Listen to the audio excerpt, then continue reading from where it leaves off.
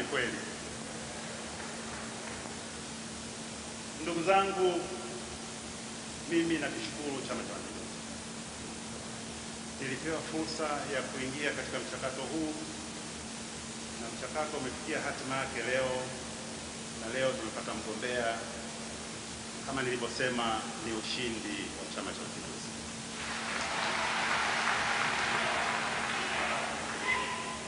Nachukua nafasi hii kwa dhati kabisa na kwa moyo mkunjufu kumpongeza ndugu yangu, mwombaji mwenzangu, Mheshimiwa Jakaya Kikwete kwa ushindi huu mkubwa.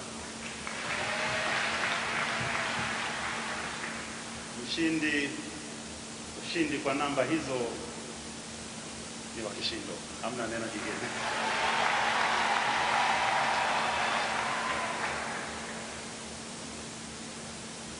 Mimi namwahidi kama mwanachama wa Chama cha Mapinduzi kufanya kazi na chama na yeye ili kuhakikisha ushindi mkubwa wa Chama cha Mapinduzi mwezi Oktoba mwaka 2025.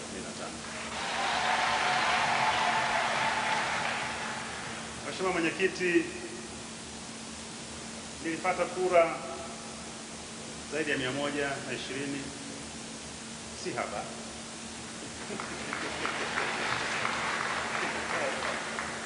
Napenda kuchukua nafasi hii kuwashukuru kwa dhati kabisa kutoka moyoni mwangu wale wote mlionipa kura, asanteni sana. Lakini napenda kuwashukuru hata zaidi wale wote ambao mliwapa kura waombaji wenzangu. Kama nilivyosema, kwa kufanya hivyo mmefanikisha zoezi hili la kumpata mgombea ambaye atatupatia ushindi mwezi wa 10. Katika mchakato wa namna hii, naamini Mheshimiwa Mwenyekiti, kama ilivyokuwa mwaka 1995, kulikuwa na makambi, kulikuwa na makundi, kulikuwa na mashabiki, kulikuwa na wapendwa. Sasa wote nadhani hawa wanakuwa ni wapendwa, washabiki na makundi, kundi moja tu la Chama cha Mapinduzi.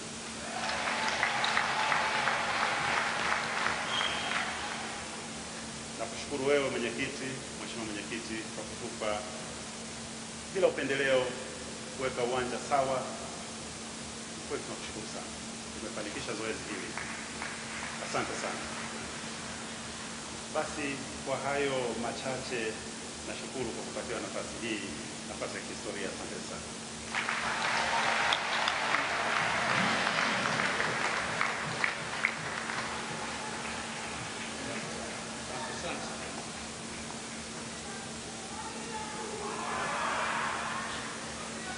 Chagua na kwa wale waliompa kura wagombea wengine.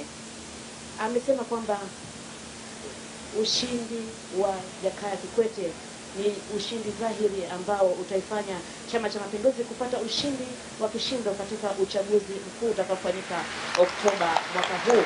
Ameahidi kumsaidia